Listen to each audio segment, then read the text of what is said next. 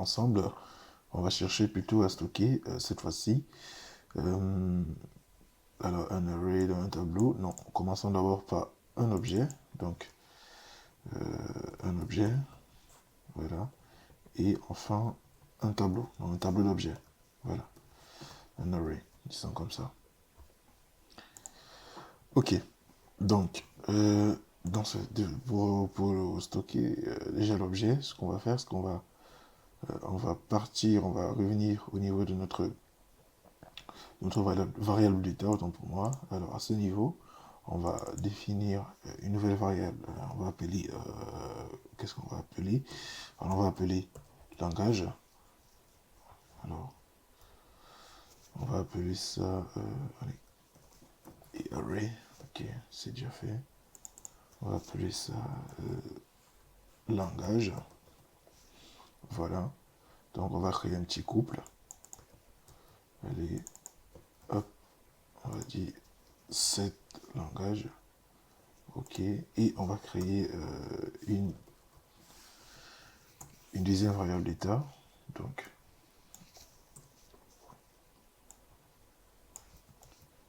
nous allons créer un objet qui sera un petit peu l'association entre voilà, le langage de programmation et le framework. Voilà, donc on va dire ici framework, for example. Et ici, on va dire set. On va dire set framework. Set framework useState. Ok. Alors maintenant, la fonction useStock, ok, il n'y a pas de problème. Bon, de toute façon, on va changer. À ce niveau, alors ça je vais d'abord retirer. Ok. Et à ce niveau, on va dire input type text, la placeholder, on va dire ok, langage de programmation. La valeur, ça sera langage, bien sûr. Donc langage, et ici le set, ça sera le set. Donc la fonction retournée, ça sera un set langage. Parfait. Donc on va essayer un petit peu, hop, allez, on va essayer un petit peu de dupliquer ça, voilà. Et allez, hop, normalement on est bon. Donc à la place, on va dire le. Alors on va juste dire framework, ok. Et en haut on a dit langage. Parfait. Donc à ce niveau, la valeur ici c'est bien sûr framework, et à ce niveau c'est un set. Ça sera un set framework. Parfait. Alors très intuitif, VS Code. Ok. Donc là on a un stock, sauf que maintenant à ce niveau, vu qu'on a affaire à un objet, donc on va commencer par définir un objet. On va appeler, qu'est-ce qu'on va appeler? Appelons ça code. Voilà, code. Alors on va créer notre objet code, et hop. Et à l'intérieur, on va créer maintenant, on va rappeler, donc enseigner ici, voilà, le langage, donc langage, et on va définir ici la variable associée. Voilà, donc c'est langage, et par la suite on a framework aussi, donc on va aller sur le même principe, donc framework de point frame, allez, hop, framework. Ok, parfait. Donc, si on fait comme dans le cas précédent, normalement, si on vient ici et on fait un local storage, voilà, de set de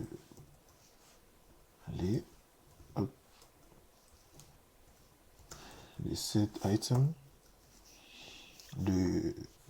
Alors, notre objet ici créé, il s'appelle code. Donc, si on fait un set item de code, normalement, on doit avoir quelque chose. Normalement, allez, hop, ça, tu viens ici, ok. Donc, si on fait code, on va appeler code par exemple, et ça sera code. Parfait. Donc, si on fait quelque chose comme ça et qu'on revient au niveau de notre interface, voilà, on a le langage de notre framework au top. Donc, le langage, partons par exemple sur du PHP. Si on revient au niveau du framework, donc le framework PHP qu'on a, on a Symfony, on a Laravel, donc on va dire Laravel. Voilà.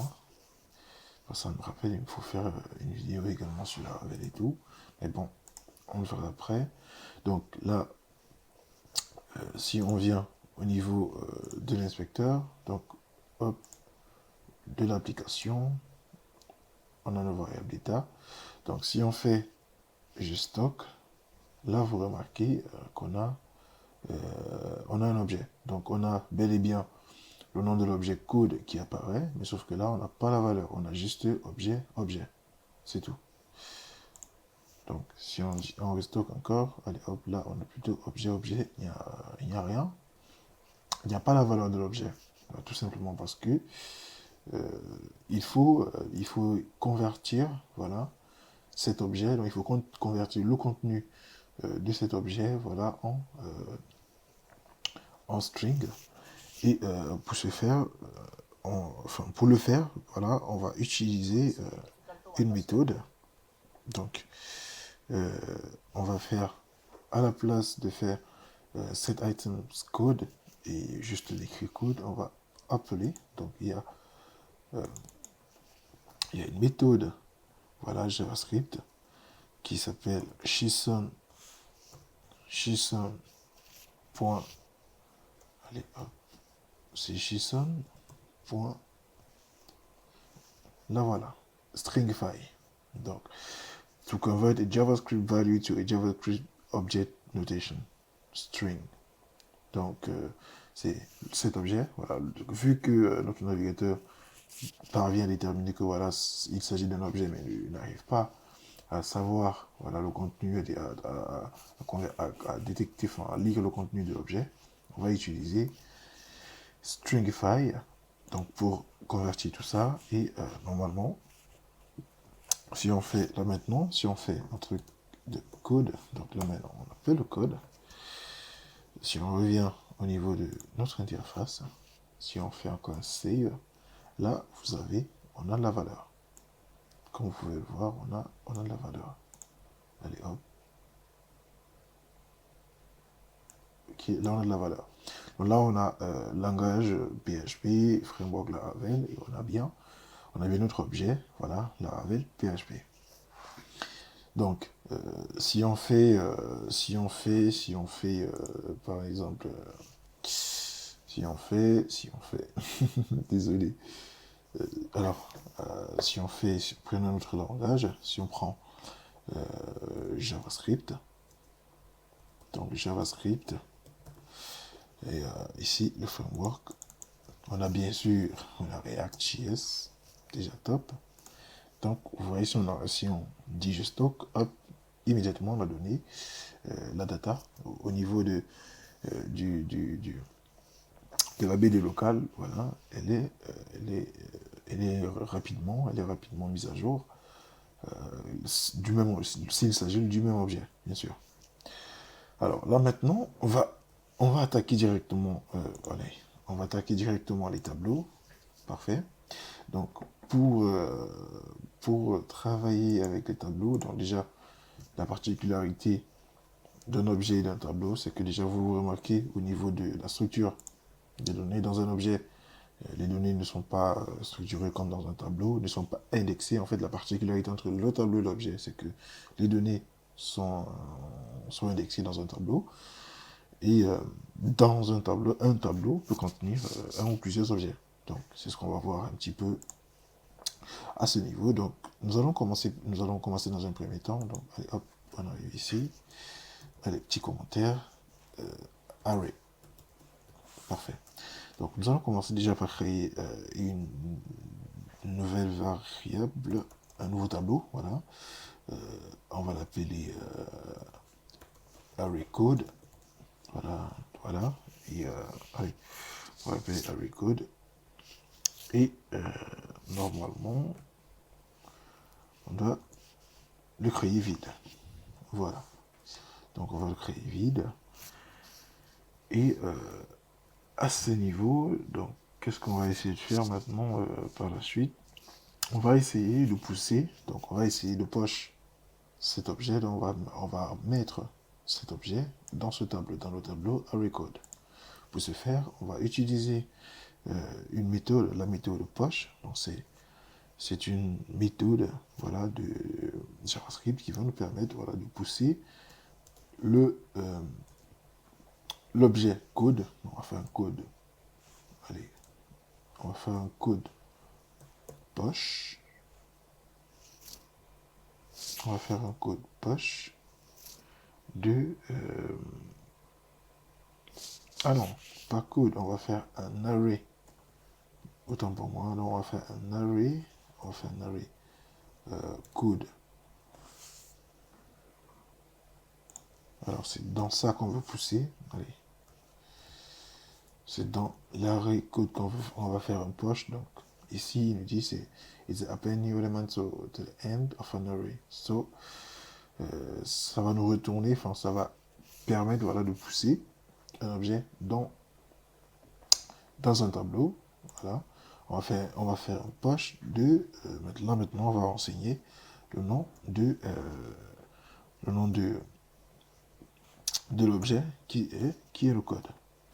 Si on save tout ça et qu'on revient au niveau de notre navigateur, alors normalement si on vient ici, voilà, hop, on dit Java, et là ici on dit Spring.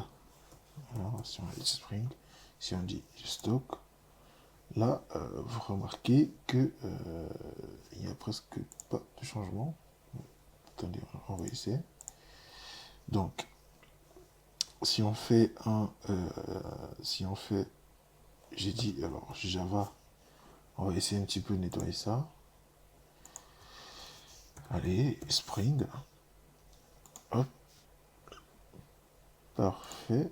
Alors, là, on a toujours notre objet, mais il n'est pas dans un tableau.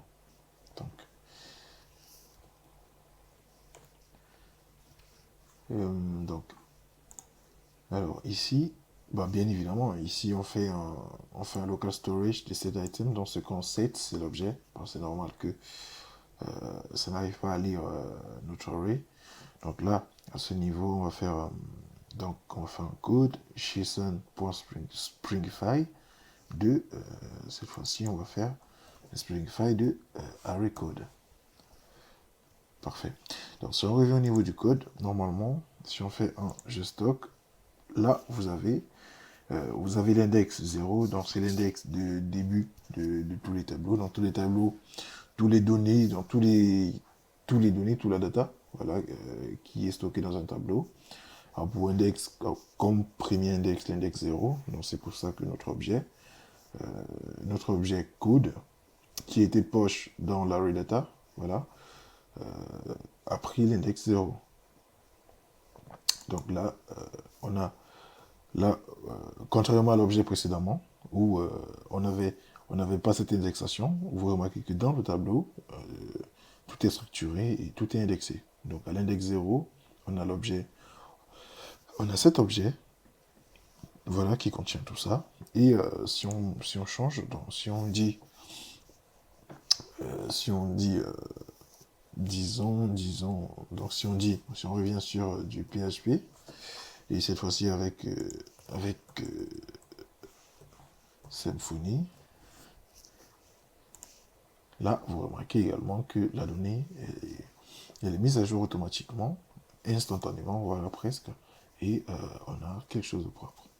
Donc, si si on veut stocker donc, plusieurs objets dans notre tableau, donc là, c'est bien évidemment la question qui se revient, c'est comment est-ce qu'on fait pour stocker, si on désire stocker plusieurs objets dans notre tableau structuré, donc à ce moment donné, on aura logiquement, donc, le prochain objet sera indexé à 1, le suivant à 2, et ainsi de suite. Donc si on revient dans le code, à ce niveau, donc si on désire que notre tableau puisse contenir, voilà, plus d'un objet, ce qu'on va faire, c'est qu'on va utiliser une méthode. Donc, on va toujours utiliser une méthode JSON, mais cette fois-ci, ça ne sera pas JSON Stringify. Donc, là, on va faire, donc à ce niveau, l'initialisation de notre tableau, bien sûr. Donc là, on va faire un coup de JSON.parse. Donc, la méthode parse, qu'est-ce qu'elle fait? Donc, elle va convertir a JavaScript Object Notation, JSON String, into an object. Donc, elle va faire le cas inverse. On va prendre plutôt l'objet, le string, voilà, et elle va l'amener en objet. Donc, ce que nous, on veut faire de notre côté, c'est que, voilà, on aimerait que, une fois que notre tableau, notre array code est stocké le premier objet, qu'il puisse passer au suivant. Donc, ce qui va se passer, c'est qu'on va faire comme une espèce de condition. Donc, là, je m'explique. On va faire un JSON.parse là, on va faire un local storage de, allez, Z. Ok, on va faire un local storage de, cette fois-ci, on ne va pas set. Donc, on ne va pas récupérer, on ne va pas écrire, donc on ne va pas définir, voilà, la valeur du truc. Cette fois-ci, on va faire plutôt un get, donc on va se rassurer que l'objet présent dans le tableau, du moins les objets présents dans le tableau ne sont pas similaires, ou du moins à l'objet qui veut être renseigné. Donc on va faire comme une petite vérification. Donc on va faire un get item, voilà. Donc return the current value associated with the given key or null if the given key does not exist. Parfait. Donc on va faire un local storage get item. Cette fois-ci, notre clé, donc comme d'habitude, ce sera plutôt, ça sera ici notre objet. Donc la clé c'est code, voilà. Et donc si la donnée, si le contenu, alors au moment de l'initialisation, il va essayer de vérifier que le contenu du tableau, bien évidemment, contient un certain nombre d'objets. S'il n'y a pas d'objet, ce qui va se passer derrière, c'est qu'il va exécuter, normalement, il va essayer de pousser, bien évidemment, l'objet créé au niveau du tableau, mais si l'objet existe déjà, bah, il va juste le mettre à jour. S'il n'existe pas, il va créer un nouvel objet. Donc là, on va poser un OU. Voilà. Là, je suppose que vous connaissez les symboles comme celui-ci. Ça c'est pour poser le coup. Ça, c'est le OU inclusif. Le O exclusif. Voilà, oui, c'est un O exclusif, voilà, bien sûr. Et à ce niveau, donc si soit c'est nil, soit l'objet déjà présent dans le tableau a bien évidemment la clé est exactement ce qu'on veut stocker, soit ce n'est pas le cas. Donc en gros, on a ces deux cas. Donc ici, c'est pour dire que voilà, ce n'est pas ça, c'est une nouvelle data et il faudra la stocker à part, bien sûr. Donc il ne faudra pas écraser cette ancienne valeur, mais il faudra la stocker à part. Donc on va essayer un petit peu de save tout ça. Et on va revenir au niveau de notre navigateur. Donc à ce niveau, on va faire... Alors on va essayer un petit peu d'effacer ça. Ici, le langage, on va dire le PHP. Et le framework, on va dire Laravel. Donc si on stocke, normalement tout est bon. On a une première valeur ici. Hop, on a quelque chose. Maintenant, si on fait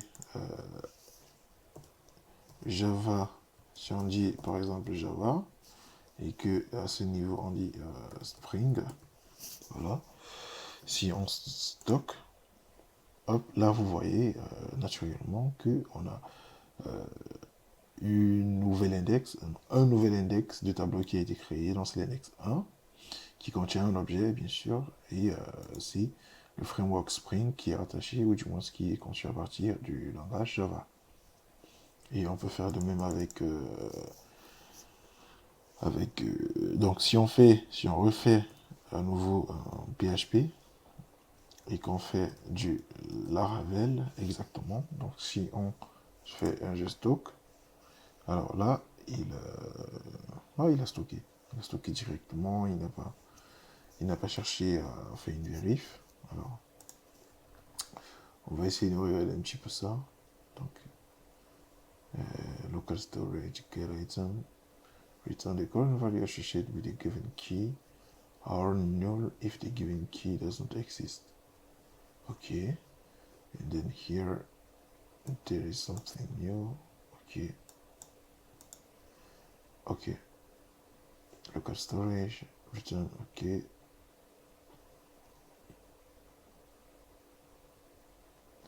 ok, alors là, real world example of storage get item, return storage get item.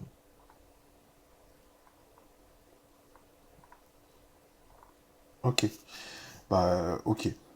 donc je me suis trompé, effectivement. Ce bout de code, donc cette partie, donc ce JSON parse, donc qu'est-ce qu'il va faire? Il va se charger de convertir le string en question. C'est vu qu'on a besoin au niveau de notre navigateur, on a besoin du contenu de l'objet. Donc ici, si on fait un JSON parse, c'est qu'on convertit ce, contenu, vu que ici, attendez, donc on a fait un set item code Springify array. Ok, parfait. Alors en faisant ça, on a converti l'objet en string. Donc là maintenant, on n'a plus un objet, le rendu n'est plus un objet. Ça, là maintenant, on n'a plus à faire un string. Maintenant ici, c'est qu'on fait l'opération inverse. Donc on récupère le string, on le ramène en objet, vu que c'est l'objet qu'on veut stocker dans notre tableau, donc array code. Donc on va faire l'opération inverse et on va définir, voilà, que à ce niveau, on va faire un get item, voilà, de notre objet code. Et à chaque fois, donc là, on va... Alors pourquoi est-ce qu'on met ça en string? Donc c'est bien évidemment parce que pour qu'il puisse établir la conversion, il faut que ce soit du string qui soit déclaré. Voilà. Du coup, là, on n'a plus les crochets comme à l'initialisation de départ. Donc du coup, là, on a un string pratiquement. Et une fois que c'est fait, on se rassure très bien que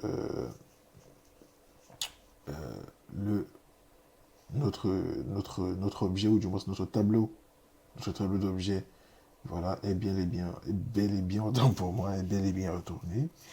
Et donc à ce niveau, alors je crois que c'est là, j'ai mis code. Code ici c'est l'objet, donc on va dire array code. Voilà, donc array code ou tableau de code, donc, comme on veut. Et normalement, si on revient à ce niveau, donc si on dit on dit peut-être CSS, et disons Bootstrap par exemple. Si on fait gstock, et à ce niveau, on a array code. Parfait. On a array code qui a stocké, qui a créé un nouvel index, donc l'index 3. Voilà, ça fait 4 objets dans notre tableau array code. Et à chaque objet, il y a la clé et la valeur associée. Donc, alors, sur ce, nous arrivons au terme de notre vidéo, bien sûr. Si vous avez des questions, il y a des endroits qui n'ont pas été très clairs et tout, je vous invite à suivre la vidéo suivante. Donc, dans la prochaine vidéo, nous allons faire un petit projet, bien sûr. Ça, je vous l'avais promis.